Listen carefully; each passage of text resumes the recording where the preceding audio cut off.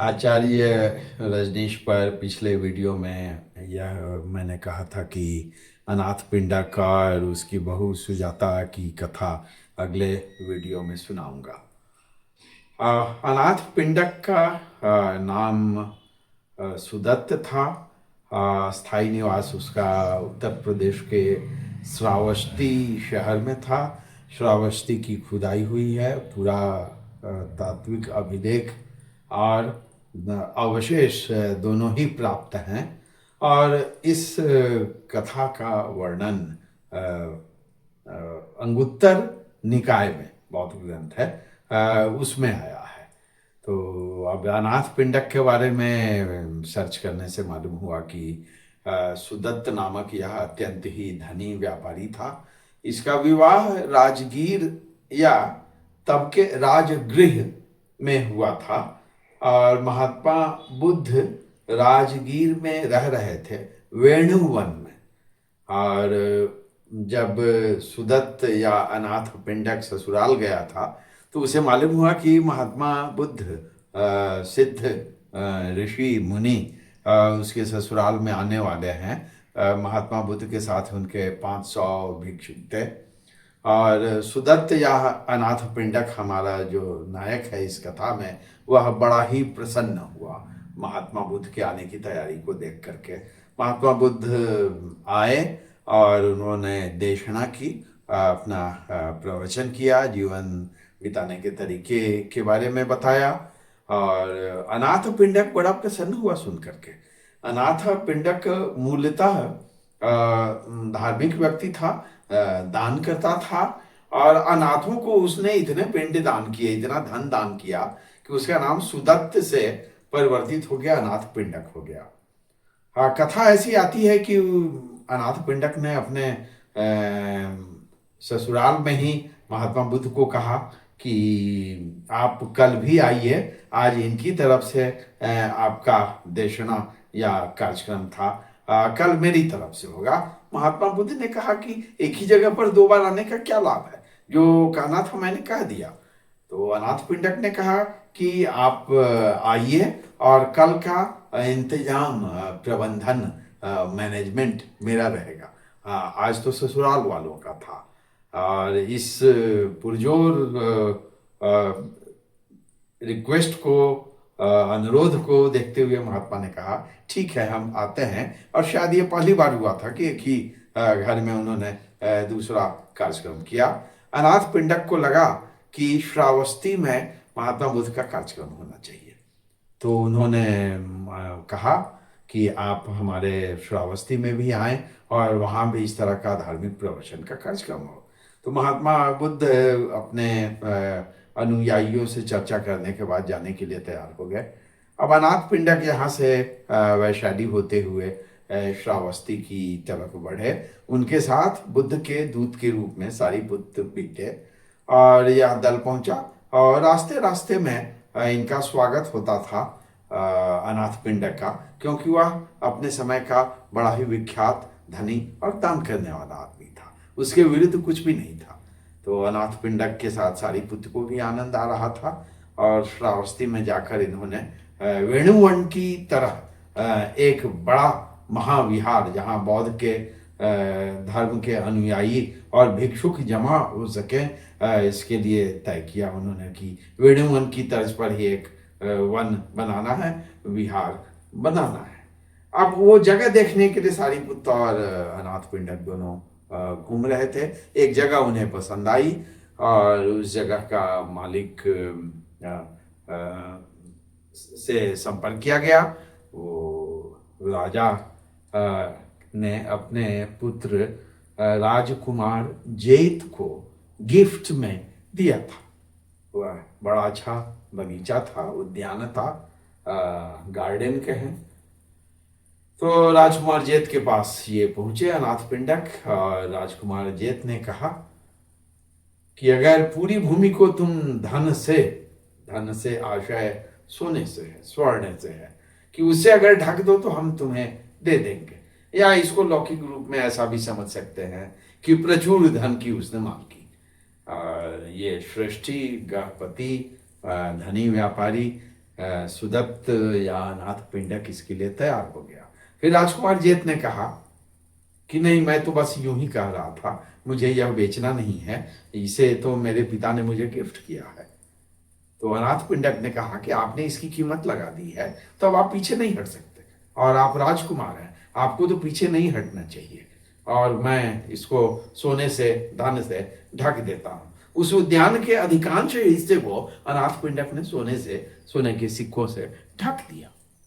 राजकुमार जीत को कहा गया कि आपको अब इसे देना ही चाहिए, क्योंकि आप राजकुमार हैं और आपने कहा था कि देंगे।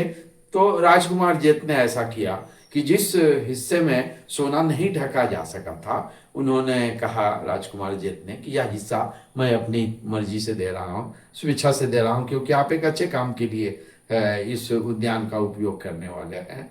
तो ऐसा कथाओं का वर्णन है कि जिस तरफ सोना नहीं डाला गया था उद्यान पर, उस तरफ दरवाजा बनाया गया विहार का। और फिर श्रेष्ठी ने, अनाथ पिंडक ने भी तय किया कि इस विहार का नाम राजकुमार जेठ के नाम पर कर दिया जाए, क्योंकि उन्होंने स्वेच्छा से तो दान दिया ही है, और फ्री में, मुफ्त में, बिना धन प्राप्त किए हुए भी जमीन दिया है। तो उसका नाम फिर जेतवन पड़ गया। ये प्रसंग पूरा बताने का आशय मेरा यह था कि महात्मा बुद्ध अनाथ पिंडक को कितना पसंद करते थे। तो ऐसा समझने के बाद यह लगेगा कि अनाथ पिंडक के घर में महात्मा बुद्ध का आना जाना था और किस तरह का लगाव था।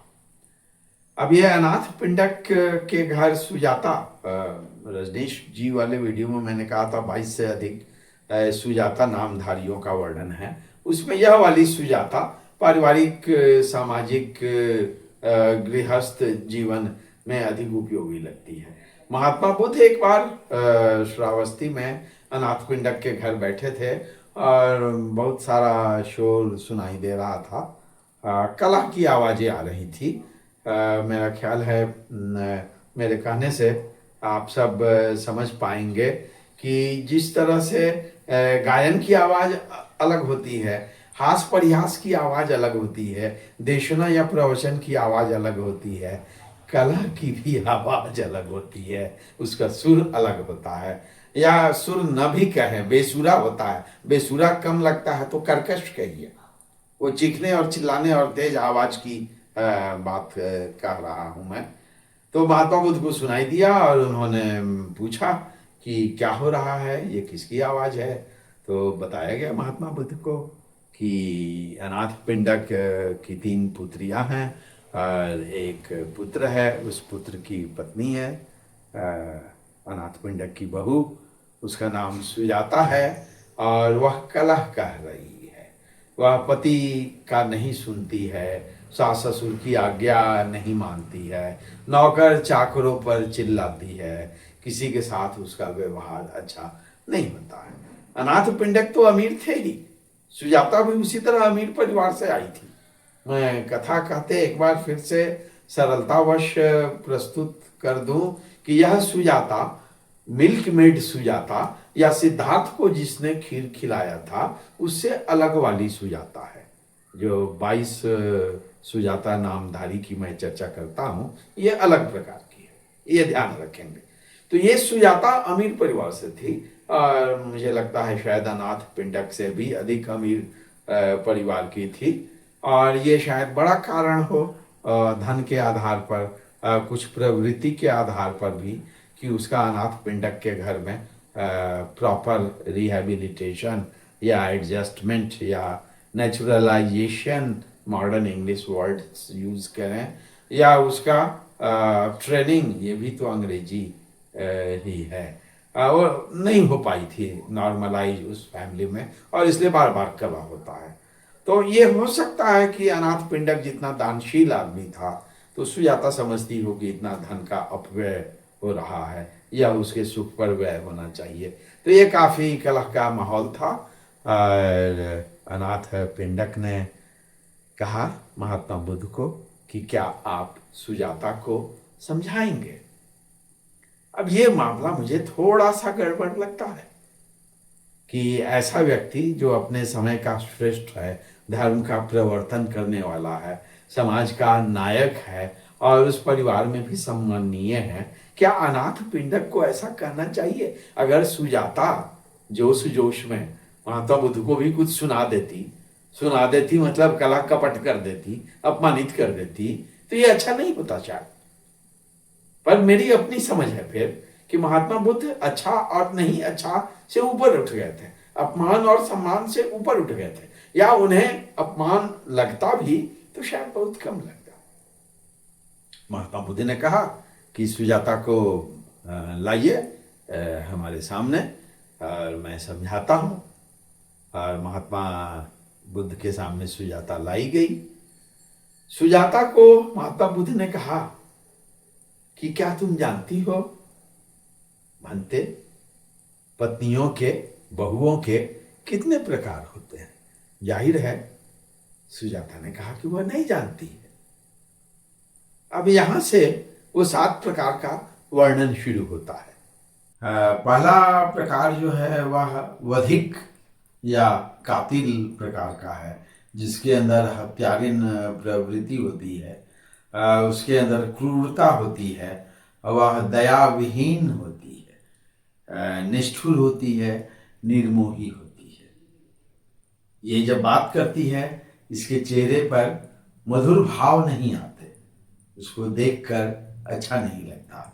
और दूसरा प्रकार है चोर सम या थीफ सम कहें, या पति के पैसे चुराती है और उसके मन में ऐसा बैठा रहता है कि उसका पति गरीब हो जाए, और गरीब हो जाए तो फिर वह स्त्री अपने दुर्भाग्य का रोना रो पाए कि उसके कर्म फूटे हैं और गलत जगह है शादी हो गई। तीसरा प्रकार महात्मा बुद्ध ने कहा अय्याशम प्रकार की है।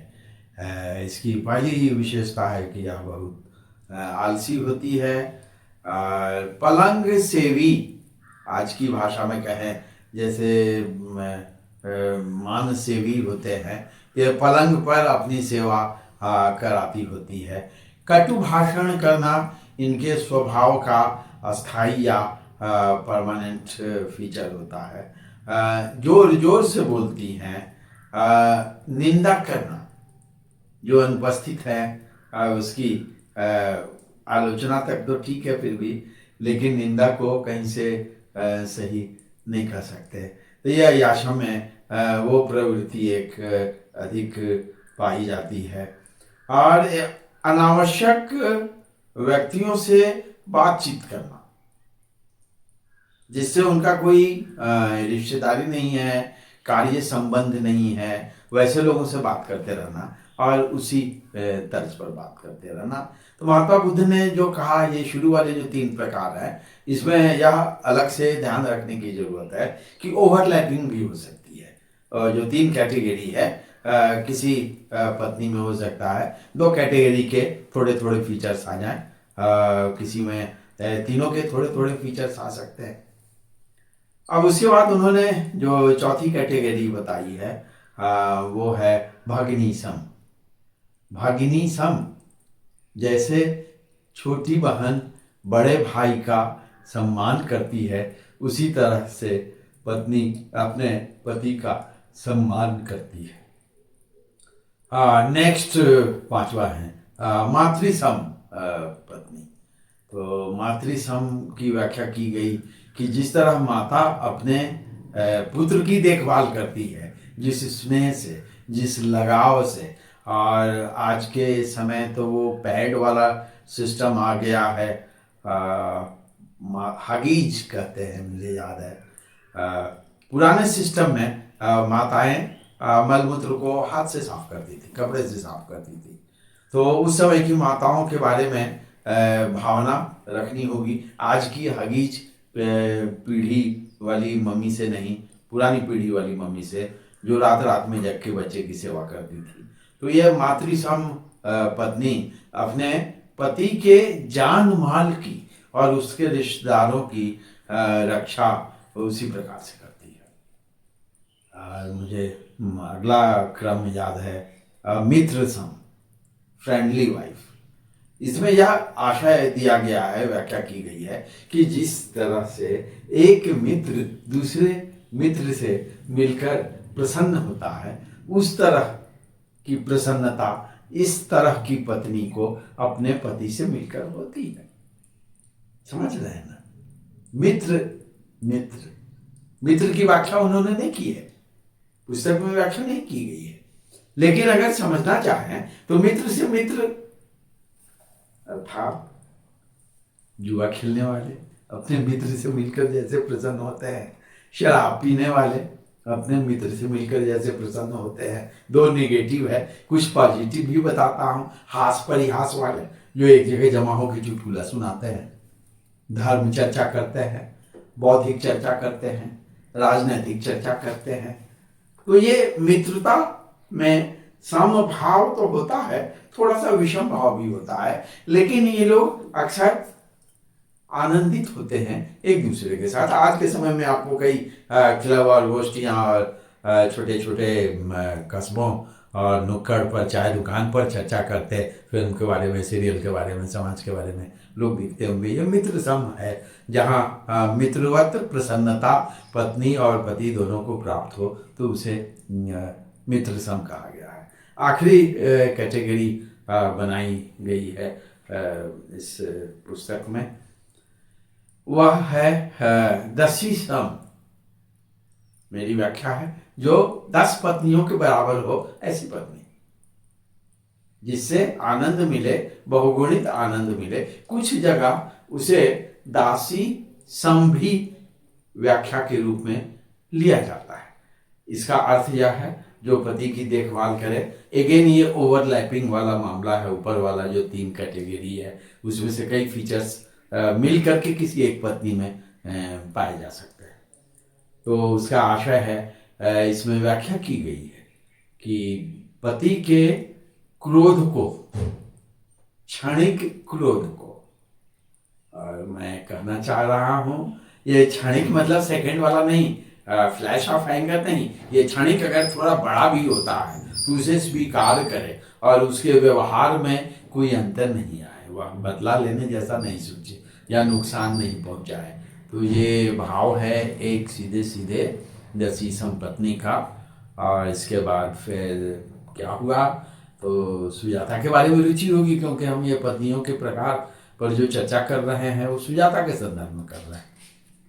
तो सुजाता से पूछा गया कि आप कैसी पत्नी बनना चाहेंगी, तो उसने 7वें प्रकार का ऑप्ट किया, सेलेक्ट किया या लॉक किया उस ऑप्शन को, वो दसी सम पत्नी बनेगी। अब ये घटना कितनी सही है कितनी गलत है, उत्तर निकाय वाली बात है। तो मैं जिस ढंग से बोलता रहा हूँ सार्वजनिक मंचों पर भी कि साहित्य है, साहित्य डिस्क्रिप्शन है, वह रिपोर्टिंग नहीं है, और रिपोर्टिंग भी कई बार एग्जैक्ट नहीं हुआ करती है। इस घटना से, इस कथा से हमें यह बात समझने को मिलता है कि उस समय कितने प्रकार की पत्नियां उपलब्ध होती थी और कौन सा उसमें वांछित था और कौन सा था अवांछित था। इसमें अंत में यह भी कहा गया है अंगुत्तर निकाय में कि शुरू वाली जो 3 प्रकार की पत्नियां हैं, बहुएं हैं, वे नर्क जाती हैं मरने के बाद। वैसे मेरा तो समझना है कि वो घर को ही नर्क बना देती हैं, तो उनको लगते नर्क जाने, मरने के बाद का तो जो होगा वो पता नहीं, लेकिन सिर्फ वो अकेले नहीं जाते हैं, घर के लोग भी और आसपास वाले भी उस नर्क को महसूस करते हैं। कैसा, जैसा अभी बिहार में टीवी न्यूज से देखा, रोहिणी आचार्य जी और लालू जी के घर में वो मालूम हुआ बड़े बड़े भीड़ जमा हुए थे, चप्पल निकाला गया। कला का वर्णन आपको समझ में आएगा, ये अंगुत्तर निकाय की समस्या नहीं है, यह आज की भी समस्या है। और चप्पल निकाला गया और कुछ ने तो कहा रिवॉल्वर भी निकाल करके धमकाया गया। तो ये घरेलू कला, कहाँ हम अंगुत्तर निकाय में धर्म की चर्चा सोच रहे हैं, और वो धर्म समाज से एकदम अलग कटा हुआ, मोक्ष प्राप्त करने वाला, निर्वाण प्राप्त करने वाला नहीं, उसमें घर की समस्या, घरेलू समस्या है, पत्नी की समस्या है।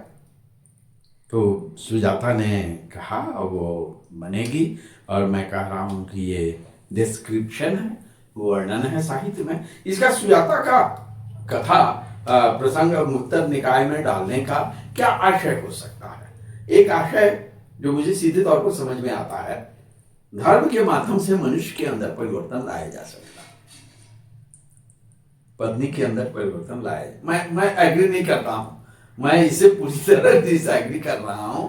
मेरा अपना समझना है, जितनी मैंने दाढ़ी बढ़ाई है और जितना जीवन बिताया है, समाज को देखा है, जब तक मूल प्रवृत्ति में बहू हो या दामाद हो, मूल प्रवृत्ति में परिवर्तन नहीं होगा, तब तक यह टेम्पररी होगा, तात्कालिक होगा, ट्रेनिंग। ऐसा ही जैसे हमारे घर में गेस्ट आ जाए तो हम सब बड़ा शिष्ट और स्नेहिल व्यवहार करने लगते हैं आपस में। तो अगर परमानेंट चेंज बना है तो बहू की मूल प्रवृत्ति में परिवर्तन आना होगा, और मूल प्रवृत्ति में परिवर्तन बिना संबंधित व्यक्ति के नहीं आता है। तो महात्मा बुद्ध ये समझाना चाह रहे हैं, इस कथा के माध्यम से बताया जा रहा है कि मनुष्य के अंदर परिवर्तन हो सकता है, जिसको अंग्रेजी वाले कहेंगे ट्रांसफॉर्मेशन या Metamorphosis, change of personality, evolution of personality, acquisition of new features, जो और बोले लंबा नहीं हो जाए। तो अंगुलीमाल को इसी संदर्भ में अगर आप याद करिए, अंगुलीमाल भी इसी तरह की कथा है। और अभी मैं ये कह रहा हूँ कि अगले वीडियो में अंगुलीमाल की कथा बता दूंगा, जिस तरह से रजनीश वाले वीडियो में बताया था कि ये अनाथ पिंडक और सुजाता की चर्चा करूंगा। तो अगले वीडियो में अंगुलीमाल पर चर्चा कर देंगे। एक छोटा सा और प्रकरण है दीघ्घ निकाय का। दीघ्घ निकाय में महागोविंद नामक व्यक्ति का वर्णन है। महागोविंद बौद्ध धर्म में जाना चाह रहा था, शादीशुदा आदमी था, पत्नियां थी उसकी, संख्या बताओ, दीघ्घ निकाय में लिखा है उसकी 40 पत्नियां थी। 40 मतलब हमको एक ही कथा याद आती है कि महागोविंद अली बाबा था और बाकी 40 पत्नियां थी। तो बौद्ध धर्म में जाने के पहले महागोविंद ने कहा 40 पत्नियों को कि आप सब जहां जिसके साथ जाना चाहे जा सकते हैं, मैं आपको छूट देता हूं।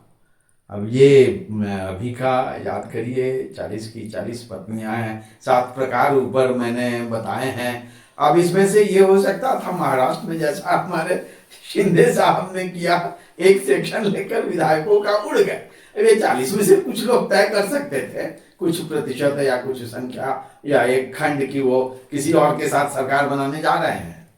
लेकिन अब पुराना समय था, उस समय इतनी महत्वाकांक्षा नहीं थी। 40 ने एक सुर से कहा कि वे महागोविंद के साथ बौद्ध जीवन अपनाने के लिए तैयार हैं। तो ये अनाथ पिंडक और सुजाता और महागोविंद के माध्यम से ये कथा मिली। अगली कथा जल्दी ही करेंगे और वो अंगुलीमाल पर हम लोग करेंगे। आपका बहुत बहुत धन्यवाद।